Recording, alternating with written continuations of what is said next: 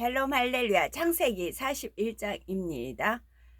일곱 좋은 암소는 일곱 배요, 일곱 좋은 이삭도 일곱 해니 그 꿈은 하나이라. 그 위에 올라온 파리하고 흉악한 일곱 소는 7년이요 동풍에 말라 속이 빈 일곱 이삭도 일곱 해 흉년이니 내가 바로에게 고하기를 하나님이 그 하실 일로 바로에게 보이신다 함이 이것이라. 이와 같이 그 공물을 이 땅에 저장하여 애굽 땅에 이 말 일곱 해 흉년을 예비하시면 땅이 이 흉년을 인하여 멸망치 아니하리이다. 때때로 세상 사람들 중에는 나는 되는 일이 없다 말하는 경우가 있습니다. 열심히 노력하는데도 운이 따라주지 않고 남들이 하는 방법대로 다 따라 해봐도 형통함을 받지 못하니 낙심하는 것이지요. 그런데 세상 사람들의 관점에서 보면 요셉이 꼭 그런 경우였습니다. 육으로 볼 때는 상황이 점점 꼬여만 가는 것처럼 보였기 때문이지요. 아버지의 극진한 사랑을 받으며 자란 아들이 하루아침에 먼 나라의 종으로 팔려가고 말았습니다. 하지만 요셉은 언어도 풍습도 다른 이방 나라에 비록 종으로 팔려왔음에도 선하고 성실하게 행하여 주인에게 인정을 받아 마침내 온 집안의 살림을 관장하는 가정 총무에까지 이르게 되었지요. 그런데 이처럼 처지가 좀 나아지는가 했더니 이번에는 갑자기 수치스러운 누명까지 쓰고 왕의 제수들이 갇히는 깊은 감옥에 갇히는 신세가 되고 맙니다. 육으로는 너무나 억울한 상황이었지만 자신의 누명을 풀어줄 사람도 없고 언제쯤이나 감옥에서 나올 수 있을지 기약이 있는 것도 아니지요. 그렇게 막막한 상황에서 어느 날 요셉이 왕의 술 맡은 관원장의 꿈을 해석해 주게 되는 사건을 계기로 한 줄기 희망의 빛이 보이게 됩니다. 자신의 억울함을 풀고 감옥에서 나갈 수도 있다는 희망이 생긴 것이죠. 그러니 요셉의 입장에서는 왕의 술 맡은 관원장이 복직하여 왕의 곁으로 돌아가고 난 후 그로부터 기별이 오기를 얼마나 간절히 기다렸겠습니까? 오늘에나 연락이 올까, 내일은 오겠지 이러면서 기다려 보았지만 하루 이틀 몇 달이 지나고 1년이 넘어도 아무런 소식이 들려오지 않았죠. 만약 우리가 요셉의 입장이 되어서 그 상황을 느껴보시면요. 우리도 혹시 이런 경우는 있지 않았을까요? 큰 시련이 와서 그것을 이겨내는가 했더니 다시금 큰 시련이 밀려오고 언제나 하나님의 축복이 임할까 기다려보지만 세월이 지나도 눈에 보여지는 것은 없이 오히려 현실은 더 막막해지기만 하는 것입니다. 그런데 주변을 둘러보면 세상 사람 중에도 운이 좋아 형통한 것 같고 악인 중에도 성공하는 것처럼 보이는 경우가 있지요. 그럴 때 나는 전능하신 하나님을 믿는데 나는 하나님의 약속을 믿고 최선을 다해서 성실하고 정직하게 노력한다고 했는데 왜 나는 이렇게 불통해야 하는가 혹시 이런 생각을 하지는 않으시는지요? 또는 주변의 다른 사람들이 우리를 향해 하나님을 믿으면 축복받는다 하더니 당신은 왜 그렇지 못하냐 혹시 이런 말을 할까봐 초조하고 부끄럽지는 않은지요. 그러나 이런 것이 다 육신의 생각입니다. 하나님을 믿는 참 믿음은 어떤 상황에서도 흔들리지 않는 것이며 하나님의 생각과 사람의 생각과는 다르다는 사실도 알아야 하지요. 모든 것을 아시는 하나님께서는 사람마다 가장 좋은 때에 가장 좋은 것을 주시며 그러기 위해 각자에게 맞는 연단을 허락하십니다. 그래서 사람의 생각에는 이제쯤은 축복의 때가 되었을 것 같아도 하나님께서는 아직 때가 아니라 하시기도 하고 사람이 보기에는 고난의 길로만 가는 것 같아도 하나님께서는 그 길이 큰 축복을 받을 수 있는 형통한 길이라 하시는 경우가 있는 것이죠. 요셉은 바로 이러한 사실을 잘 알기 때문에 순간순간 자신의 기대와 어긋나는 상황을 만나도 결코 실망하거나 낙심하지 않았습니다. 아무리 절망적으로 보이는 순간에도 하나님께서 주신 소망을 잃지 않았고 하나님의 사랑을 의심하지 않았지요. 자신의 모든 것이 하나님의 주관하에 있음을 믿었기에 사람의 방법을 동원해 볼까 하는 생각도 없었습니다. 다만 그런 상황을 만날 때마다 더욱 자신의 마음을 점검하고 또 점검하여 오직 선과 성실을 쫓고자 했지요. 우리가 연단 중에 있을 때 하나님께서는 우리의 모든 말을 들으시고 매 순간 어떤 생각을 품는지 어떤 모습으로 행하는지를 지켜보십니다. 그리고 7영을 통해 공의의 저울에 달아서 우리에게 축복 주실 때를 정하시죠. 7영을 측정하는 분야는 첫째 믿음, 두 번째 기쁨, 세 번째 기도, 네 번째 감사, 다섯 번째 계명 지킴, 여섯 번째 충성 사랑 측량을 하십니다. 측정을 하십니다.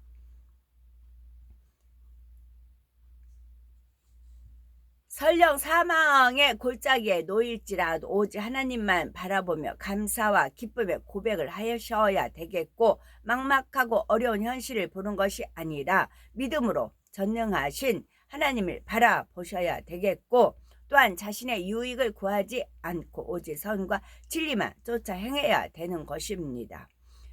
요셉이 바로 이처럼 행했기에 그는 마침내 응답의 때를 맞게 된 것이죠. 하나님께서는 바로 우리에게 넘치는 축복을 주시고자 우리가 마음 그릇이 준비될 때까지 우리를 바라보며 기다리고 계십니다. 그러므로 우리들은 로마서 8장 18절 생각건대 현재의 고난은 장차 우리에게 나타날 영광과 좋게 비교할 수 없도다 하신 말씀대로 어떠한 연단에도 비교할 수 없는 하나님의 크신 축복을 바라면서 승리해 나간 우리가 되어야 되겠고요. 드디어 하나님께서 정하신 때가 되어 요셉은 마침내 바로 앞에 서게 됩니다. 바로의 꿈을 해석하기 위해서였지요. 그런데 바로 앞에 선 요셉은 너무나 담대했습니다. 애굽의 왕이라고 하는 그 대단한 권세자 앞에서지만 요셉은 자신과 함께 하시는 하나님을 믿었기에 자신을 살리고 죽일 권세를 가진 바로 앞에서도 담대할 수가 있었던 것이죠. 혹여라도 자신이 바로의 꿈을 잘못 해석하거나 바로의 비유라도 상하게 하는 일이 생기면 당장 죽임을 당할 수도 있는 상황이었지만 요셉은 그런 것을 두려워하지 않았습니다. 이것이 하나님의 사람의 모습이지요. 지극히 겸비하여 자신을 낮추며 하나님께만 모든 영광을 돌리지만 동시에 세상의 그 어떤 권세 앞에서도 결코 두려워하지 않는 담대함이 있었습니다. 이는 하나님과 교통하여 하나님의 뜻을 알며 또한 하나님 앞에서 자신을 돌아볼 때도 책망할 것이 없으므로 하나님께서 자신과 함께 하신다는 확신이 있기 때문이지요. 결국 마음에서 죄를 버리고 성결되어야 하나님의 뜻도 정확히 분별하고 깨달으며 영적인 담대함도 오게 된다는 사실입니다. 그런데 우리가 성령의 음성을 들어서 하나님의 뜻을 분별할 때 온전히 영으로 들어오기 전에는 자신의 생각이 가미되지 않도록 늘 주의를 해야 합니다. 사실 성령의 음성이 들려올 때는 이것일까 저것일까 고민하게 되지 않습니다. 너무나 명확하고 뚜렷하지요.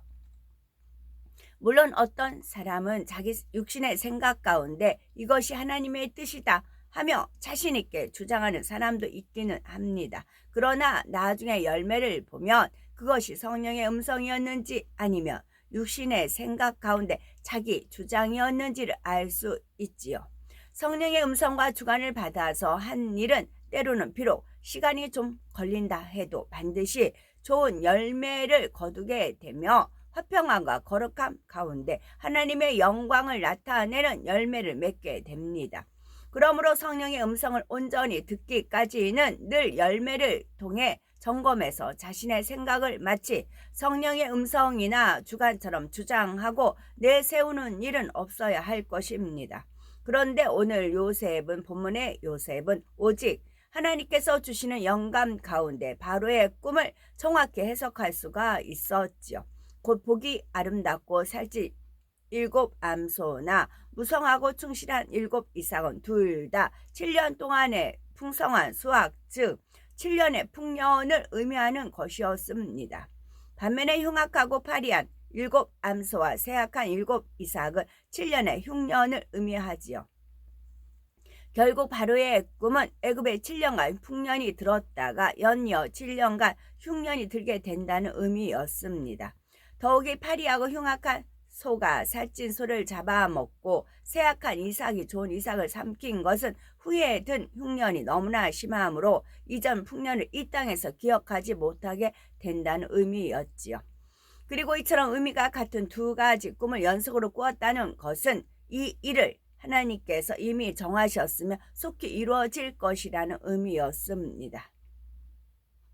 당시에는 농사나 목축이 주된 산업인데 아무리 부강한 나라라고 해도 미리 어떠한 대비도 없이 있다가 연달아 7년이나 큰 흉년을 맞게 되면 거의 나라가 망할 지경이 될 수 있습니다. 그러니 그 꿈대로 된다면 이는 애굽에 참으로 큰 재앙이었습니다. 이런 상황에서 이제 바로는 어떻게 해야 하겠습니까?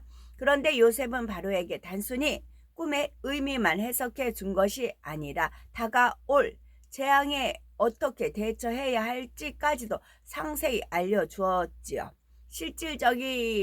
실질적인 대처 방법을 그것도 아주 상세히 알려주었습니다.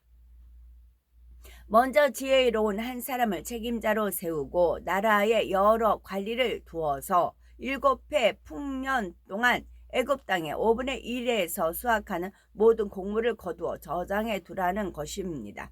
물론 앞으로 7년 풍년과 7년 흉년이 연이어 온다는 사실을 알았을 때 풍년에 거둔 양식을 저장해 두었다가 다가올 흉년을 대비해야 되겠다고 생각은 누구나 할 수도 있는 것이죠. 하지만 지금 요셉은 그냥 막연히 풍년 때에 거둔 곡식을 저장해서 흉년을 대비하라는 식의 해결책을 제시하는 수준이 아니었습니다.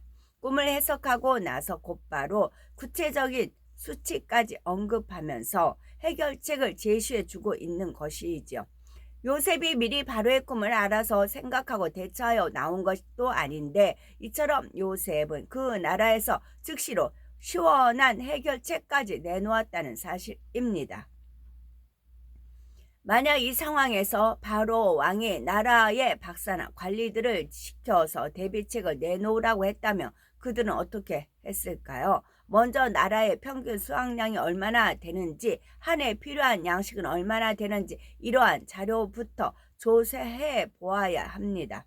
또 큰 풍년이 든다면 예상되는 수확량이 얼마나 될지, 반면에 큰 흉년이 든다면 그때 예상되는 수확량은 얼마일지 이런 것들도 예측해 보아야 하는 거죠. 그래서 흉년에 대비하기 위해 드는 곡물의 양과 집에서 키우는 육축을 위한 먹이의 양 이 밖에도 다른 해에 농사를 짓기 위해 남겨두어야 하는 종자의 양 등 일일이 계산해 넣어야 할 것들이 하나둘이 아니죠. 설령 이 많은 자료들을 가지고 연구를 한다 해도 쉽게 결론이 나는 것이 아니며 이렇게 다 계산해서 대비책을 세워 놓았다 해도 갑자기 예상하지 못한 변수가 생겨서 전혀 다른 결과가 나올 수도 있는 것입니다. 그런데 지금 요셉은 전혀 주저함이나 생각을 동원하는 것도 없이 5분의 1이라는 수치를 제시했던 것이죠. 이는 과연 무엇을 말해주는 것일까요? 요셉이 그냥 영감 가운데 받아서 이런 말을 한 것일까요? 물론 하나님께서 요셉에게 지혜를 주시고 그의 마음을 주관해 주신 것이지만 요셉이 이러한 해결책을 내놓기 위해서는 그가 이미 얼마나 나라 살림에 대해 밝히 꿰뚫고 있는지를 알 수 있게 해줍니다. 요셉은 이미 보디발의 집에서 오랫동안 큰 규모의 살림살이를 책임져 왔기에 실무를 감당할 능력도 있었고 여기다가 감옥에 있으면서 애굽의 나라 살림과 정치에 대해 듣고 배운 내용들이 더해지면서 애굽의 경제에 대해서도 밝게 통달하고 있었지요. 이것이 바로 하나님께서 요셉을 보디발의 집에 감옥에서 연단하신 이유 중에 하나입니다. 영적인 그릇 준비는 물론이고 육적으로도 충분히 능력을 갖춘 상태에서 쓰임받을 수 있도록 하신 것이죠. 예를 들어 우리가 어떤 사업을 할 때 그 분야에 대해 전혀 지식도 없고 아무런 능력도 없는 상태에서 무조건 하나님 형통케 해주세요 기도만 한다고 되는 것은 아닙니다. 필요한 지식도 익히고 능력을 갖추고 있어야 하나님께서 어떤 길을 제시해 주셨을 때 그대로 인도받아 나갈 수가 있지요. 이는 하나님의 일을 하는 일꾼들에게 있어서도 마찬가지입니다. 하나님께서 우리에게 나갈 길과 방향 그리고 방법론을 제시해 주셔도 만약 우리가 준비되어 있지 못하면 그것을 깨달을 수가 없고 원하시는 대로 행할 수가 없지요. 우리가 할 수 있는 육적인 그릇 준비를 해 놓아야 하나님께서 나갈 방향을 제시해 주셨을 때 지혜가 생기고 명철의 길이 보이는 것입니다. 그런데 바로 요셉은 육적인 그릇 준비가 된 상태에서 하나님으로부터 밝히 영감을 받게 되니 이처럼 구체적인 방법론이 즉시로 나올 수가 있었던 것이죠. 그러니 요셉으로부터 이러한 방법을 제시받은 바로의 마음은 너무나 시원함을 얻게 됩니다. 잠언 17장 22절에 마음의 즐거움은 양약이라도 심령의 근심은 뼈로 마르게 하느니라 하는 말씀처럼 사람의 마음에 큰 고민거리가 있으면 잠깐의 평안도 누리기가 어렵죠. 그 고민이 마음에서 떠나지를 않으니 일을 하려고 해도 중심이 되지 않고 먹어도 맛을 잘 알지 못하며 누워도 평안한 잠을 잘 수가 없죠. 더구나 한 나라를 다스리는 왕에게 있어서 나라에 큰 근심거리가 생기게 되면 일반 백성이나 신하와는 그 고뇌의 무게가 다릅니다. 그래서 머리된 사람일수록 주변에 지혜 있고 명철한 조력자들을 찾게 되지요. 본문에 나오는 바로 역시 많은 박수와 술객들을 가까이 두고 그들로부터 도움을 얻고자 했던 것을 봅니다. 그러나 그들 중에 누구도 꿈을 해석하지 못하니 바로는 더 답답하고 번민할 수밖에 없었지요. 그런데 이런 상황에서 등장한 요셉이라는 인물이 아무도 풀지 못했던 꿈을 풀어 주었을 뿐 아니라 해결책까지도 시원하게 제시해 준 것입니다. 육적으로도 겸비함으로 성실함이 느껴지면서 영감과 함께 지혜와 명철까지 갖춘 요셉의 모습에 바로가 단번에 반해버렸고 이러한 요셉에게 큰 영광을 안겨주게 되지요. 바로는 흉년을 대비하는 모든 일에 관해 요셉에게 전권을 위임했을 뿐만이 아니라 동시에 자신의 모든 권세를 맡겨 그를 왕 다음가는 높은 지위에 올려줍니다. 이방으로 팔려온 종이요 제수였던 요셉에게 일순간에 인생의 대반전이 이루어진 것이죠. 이때가 바로 하나님께서 계획하신 요셉의 때였고 그 숱한 연단의 날을 통과한 요셉에게 주신 하나님의 축복의 열매였습니다. 그런데 여기서 한 가지 더 기억해야 할 점은 영적인 지혜나 가르침을 들었을 때 그것을 듣는 것이 중요한 것이 아니라 듣고 행하는 것이 더 중요하지요. 요셉이 바로의 꿈을 해석해 주므로